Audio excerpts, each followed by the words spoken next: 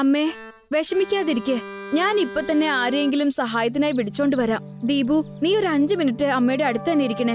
ശരി ചേച്ചി, ഞാൻ ഇരിക്കാം. സരിത ഓടി അയൽക്കാരനായ വിക്രമിന്റെ വീട്ടിലേക്ക് ചെന്നു. ശക്തിയായി വാതിൽ തട്ടി വിളിക്കാൻ തുടങ്ങി. വിക്രം അങ്കിൾ, വാതിൽ തുറക്കൂ പ്ലീസ്. വിക്രം അങ്കിൾ, വാതിൽ തുറക്കൂ പ്ലീസ്. വിക്രം അങ്കിൾ. 2 മിനിറ്റിന് ശേഷം വിക്രം വാതിൽ തുറന്നു. അങ്കിൾ, ഞങ്ങളുടെ മമ്മി പെട്ടെന്നൊന്ന് ബോധം കെട്ട് വീണു. ഞങ്ങളെ ഒന്ന് സഹായിക്കണം പ്ലീസ്.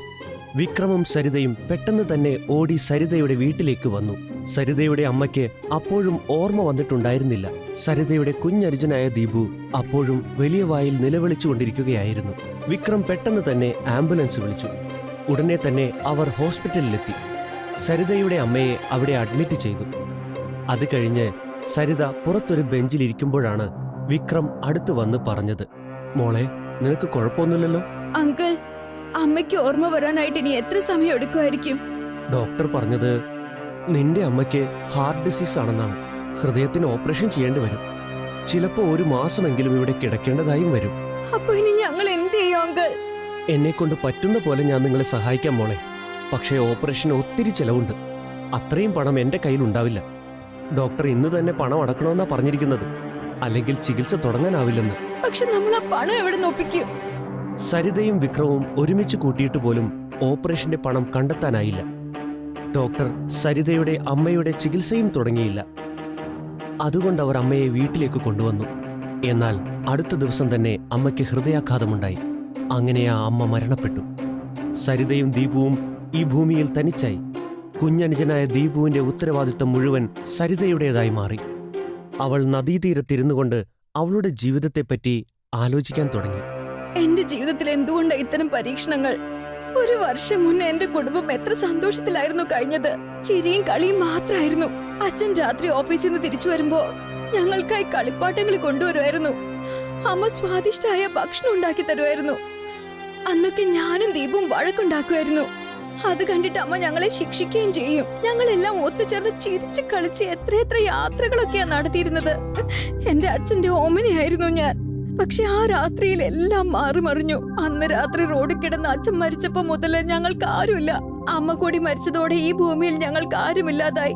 ഞാൻ എന്റെ ദീപുവിന് വേണ്ടി ജീവിച്ചേ തീരൂ. അവന് വേണ്ടി ജീവിക്കാൻ ധൈര്യം ഉണ്ടാക്കി എടുത്തേ പറ്റൂ. ഇനി ഞങ്ങൾക്ക് ഞങ്ങളുടെ വീട് മാത്രമേ സ്വന്തമായിട്ട് ബാക്കിയുള്ളൂ. സരിത അവളുടെ വീട്ടിൽ തിരിച്ചെത്തിയപ്പോ അവൾ കണ്ടത് ദീപു വീടിന് പുറത്തുനിന്ന് കരയുന്നതാണ്.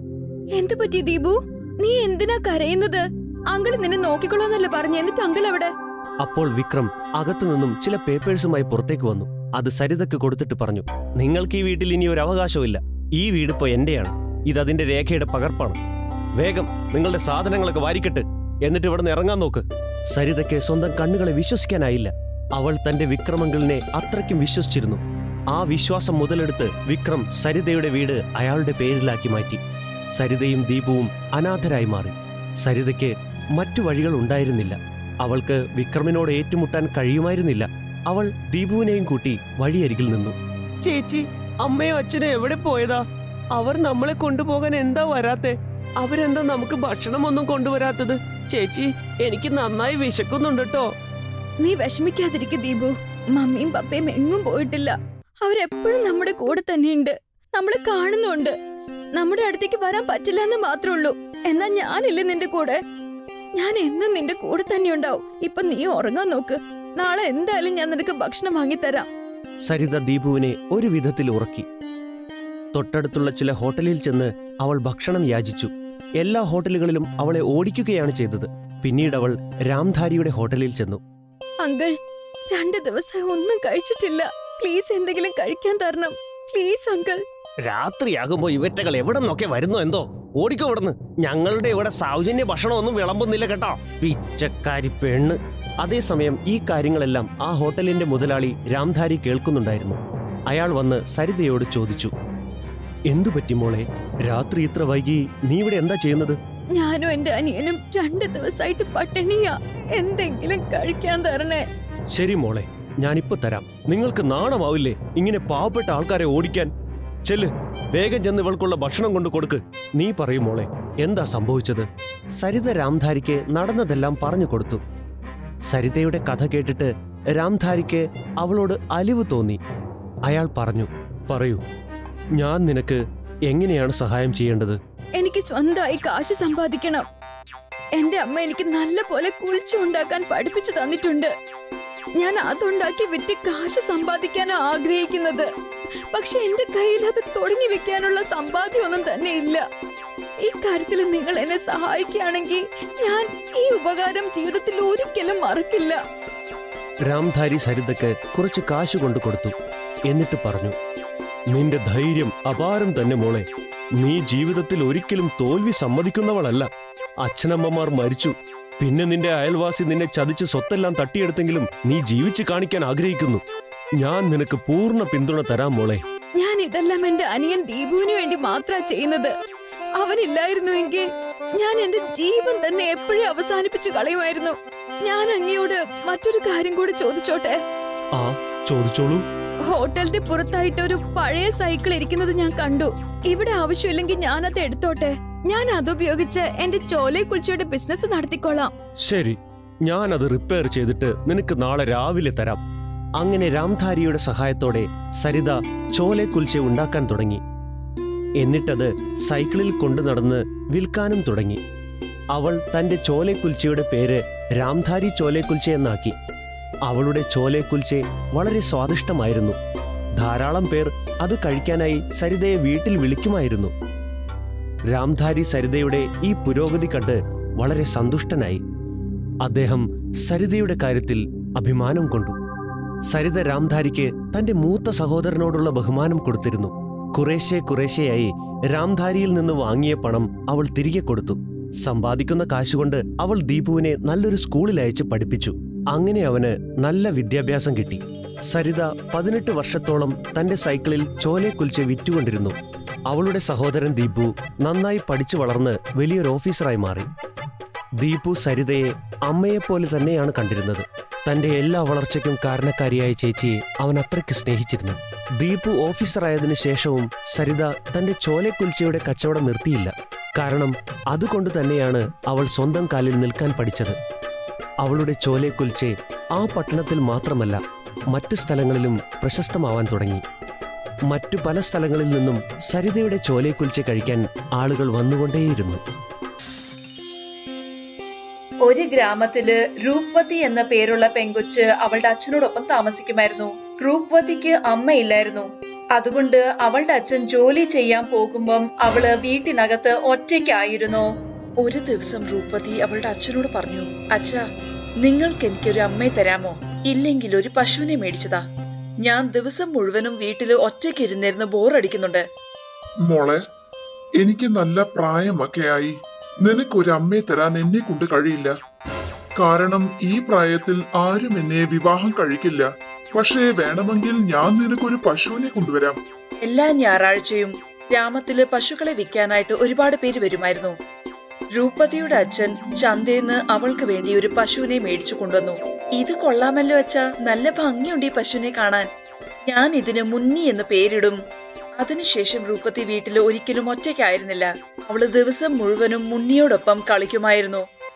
ചിലപ്പോ അതിനെ കഴിക്കാൻ പുല്ലു കൊടുക്കും, ചിലപ്പോ അതിനെ പാല് കറക്കും. അത് മാത്രമല്ല, കവിതയും വായിച്ചു കേൾപ്പിക്കുമായിരുന്നു. രൂപതിയുടെ വീടിന്റെ പുറകിൽ സേട്ടും അയാളുടെ ഭാര്യയും താമസിക്കുമായിരുന്നു. രൂപതിയുടെ പശു മുന്നിക്ക് നല്ല വികൃതിയായിരുന്നു. അവസരം കിട്ടുമ്പോഴെല്ലാം ഗ്രാമത്തില് ഓടിക്കളിക്കുമായിരുന്നു. ഒരു ദിവസം ഉച്ചയ്ക്ക് രൂപതി ഉറങ്ങിപ്പോയി. അവസരം കിട്ടിയ മുന്നേ സേഠ്ജിയും ഭാര്യയുടെ വീട്ടിൽ പോയി വൃത്തിയുള്ള മുറിക്കകത്ത് അവിടെ എവിടെയും ചാണകം ഇട്ടു. ഉറങ്ങി എണീറ്റ് ഇത് കണ്ടപ്പോ സേഠിന്റെ ഭാര്യയ്ക്ക് ദേഷ്യം വന്നു.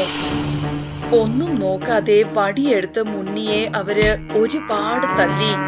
വേദന കൊണ്ട് പൊളയുന്ന മുന്നിയുടെ ഒച്ച രൂപ്മതി കേട്ടപ്പം അവള് ഉറക്കത്തിന്ന് ഞെട്ടി എണീച്ചു. രൂപ്മതി ഓടി സേഠിന്റെ വീട്ടിലെത്തി. വേണ്ട വേണ്ട, വല്യമ്മ തല്ലല്. വല്യമ്മേ, ഇങ്ങനെ തല്ലി അത് ചാകും. മര്യാദയ്ക്ക് വിളിച്ചോണ്ട് പോയിക്കോണം. ഇനി ഇങ്ങനെങ്ങാനും എന്റെ വീട് അഴുക്കാക്കിയ പിന്നെ ഞാൻ ഇതിനെ തല്ലിക്കൊല്ലും, പറഞ്ഞേക്കാം. രൂപതി കരഞ്ഞോണ്ട് മുന്നിയോടൊപ്പം വീട്ടിൽ വന്നു. മുന്നിയുടെ ഒരു കൊമ്പ് ഒടിഞ്ഞുപോയി. ഇവിടെ ഒരു ആണി കിഴിച്ചിട്ട് ഇതിനെ അതേ കെട്ടിയിടുന്നതായിരിക്കും നല്ലത്. രൂപതി പശുവിന്റെ കൊമ്പേല് മരുന്ന് തേച്ച് കെട്ടിവെച്ചു. എന്നിട്ട് നിലത്തൊരു ആണി ഇടിച്ച് മുന്നിയെ അതില് കെട്ടിവെച്ചു. ഇപ്പോഴാണ് എനിക്കൊരു സമാധാനമായത്. കാരണം നിനക്ക് ഇവിടുന്ന് ഓടാൻ പറ്റില്ലല്ലോ. ഒരു ദിവസം രൂപതിയുടെ വീട്ടില് പോസ്റ്റ്മാൻ കത്തും കൊണ്ട് വന്നു. എന്ത് പറ്റി മോളെ? ആരുടെ കത്താ വന്നത്? അച്ഛാ, നഗരത്തിലുള്ള ചിറ്റപ്പന്റെ കത്താണ് വന്നത്. അടുത്ത മാസം 24-ാം തീയതി പ്രീതിയുടെ വിവാഹമാണ്. കുറച്ചു ദിവസങ്ങൾക്ക് ശേഷം രൂപതി അനിയത്തിയുടെ വിവാഹത്തിന് പങ്കെടുക്കാൻ പോയി. നോക്കു മുന്നി, 2 ദിവസത്തെ കാര്യമേ ഉള്ളൂ. കഴിക്കാൻ പുല്ല് വെച്ചിട്ടുണ്ട്, കഴിച്ചോണം. കുടിക്കാനായിട്ട് വെള്ളവും ഉണ്ട്, കുടിക്കണം കേട്ടോ. രൂപതിയും അവളുടെ അച്ഛനും അവിടുന്ന് പോയതിനു ശേഷം മുന്നി അവളുടെ കയറെ വലിച്ചു വലിച്ച് ആണി തറയെന്ന് വലിച്ചെടുത്തു. അവള് ഗ്രാമത്തിൽ അവിടെ ഇവിടെ മലയാൻ തുടങ്ങി.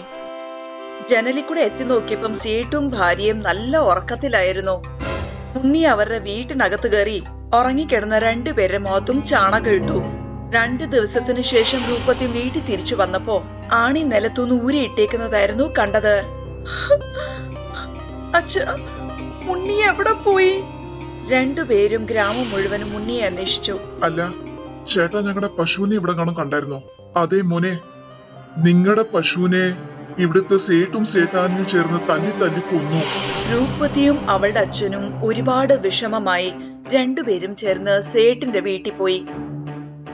ഇത് എന്തൊക്കെയാണ് സേച്ചി? നിങ്ങള് ഞങ്ങളുടെ പശുവിനെ കൊന്നോ? അതെ, കൊന്നല്ലോ. അത് വീട്ടിനകത്ത് കയറി വന്ന് ഞങ്ങളുടെ മുഖത്ത് ചാണകം ഇട്ടു. അതുകൊണ്ട് അതിനെ ഞങ്ങൾ കൊന്നു. നിങ്ങൾ ഈ ചെയ്തത് ഒട്ടും ശരിയായില്ല. ഞാൻ ഇവിടുത്തെ മുതിർന്നവരോട് സംസാരിക്കാൻ പോവാ. നിങ്ങൾക്ക് ശിക്ഷ വാങ്ങിച്ചു തരും. നിങ്ങൾ പറഞ്ഞു വെച്ച് ഒന്നും സംഭവിക്കാൻ പോകുന്നില്ല. ഒരു മൃഗത്തിന് പകരം വേറൊരു മൃഗത്തെയാ കൊടുക്കേണ്ടത്. അതാണ് ഇവിടുത്തെ നിയമം. ഞാൻ നിങ്ങൾക്ക് വേണ്ടി പുതിയ ഒരു പശുവിനെ മേടിച്ചിട്ടുണ്ട്. അങ്ങോട്ട് നോക്കിക്കേ. ഞങ്ങളുടെ പശു ഇത്രയ്ക്ക് ക്ഷീണിച്ചല്ല ഇരുന്നത്. ഇത്രയ്ക്ക് വയസ്സായി ഈ പശുവിനെ നിങ്ങൾ എവിടെ നിന്നാണ് എടുത്തോണ്ട് വന്നത്?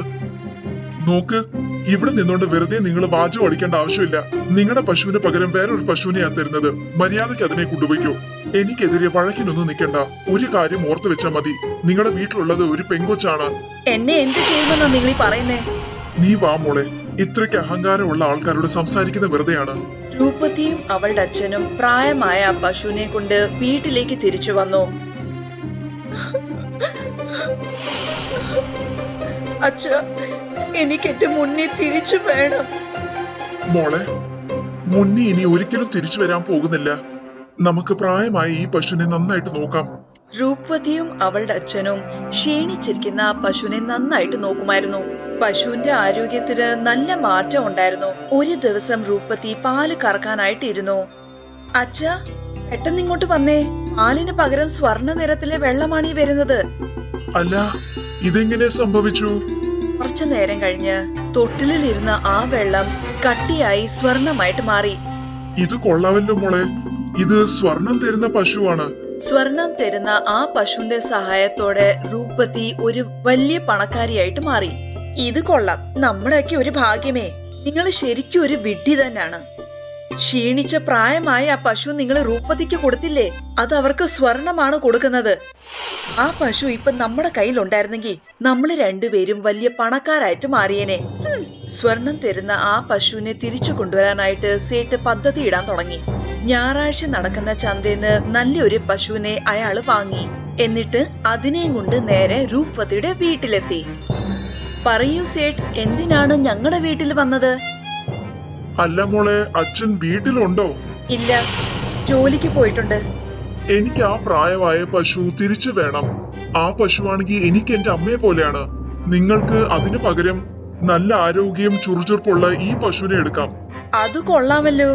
ക്ഷീണിച്ചിരുന്ന പ്രായമായ ആ പശുവിനെ ഞങ്ങൾ നന്നാക്കി എടുത്തപ്പോ അത് സ്വർണപ്പാല് കൊടുക്കുന്നു എന്നറിഞ്ഞോണ്ട് നിങ്ങൾക്ക് ആ പശുവിനെ ഇപ്പൊ തിരിച്ചു വേണം. ഞങ്ങൾ തരില്ല. നന്നായിട്ട് ആലോചിക്ക്. നിനക്ക് നിന്റെ അച്ഛനല്ലാതെ ഈ ലോകത്ത് വേറെ ആരും ഇല്ലെന്ന് മറക്കണ്ട. ഇനി അദ്ദേഹത്തിന് എന്തെങ്കിലും സംഭവിച്ചാൽ? രൂപതി പേടിച്ചു പോയി. സേഠ് സ്വർണം തരുന്ന ആ പശുവിനെ അവിടെ നിന്ന് അഴിച്ച് വീട്ടിൽ കൊണ്ടുപോയി. വീട്ടിൽ കൊണ്ടുപോയിട്ട് പാല് കറക്കാൻ സേഠ് ശ്രമിച്ചു. അല്ല, ഇതിനെന്താ സംഭവിച്ചു? ഒരു തുള്ളി പാല് പോലും ഈ പശു തന്നില്ലല്ലോ. എന്താ ഇത്? അവര് രാവിലെ ഈ പശുവിനെ കറക്കി കാണും. ഇനി നാളെ രാവിലെ നോക്കാം. അന്ന് രാത്രി സേട്ടും ഭാര്യയും ഉറക്കത്തിന് കയറി. പുലർച്ചയ്ക്ക് എണീച്ച് അവര് നോക്കിയപ്പോ പശു വീട്ടിനകത്ത് കയറി മുറിക്കകത്ത് മുഴുവനും ഏകദേശം 2 അടിയോളം ചാണകം ഇട്ടിട്ടുണ്ട്. സേട്ടും ഭാര്യയും കട്ടിലേന്ന് എണീറ്റ് പുറത്തേക്ക് പോകാൻ ശ്രമിച്ചു. പക്ഷേ അവർ രണ്ടുപേരും ചാണകത്തിനകത്ത് തെന്നി വീണു. അതിനകത്ത് ശ്വാസം മുട്ടി അവര് മരിച്ചു. എല്ലാവരും പറയാറില്ലേ, മറ്റുള്ളവരോട് മോശമായിട്ട് പെരുമാറുന്ന ആൾക്കാർക്ക് മോശമായ മരണം തന്നെ ആയിരിക്കും.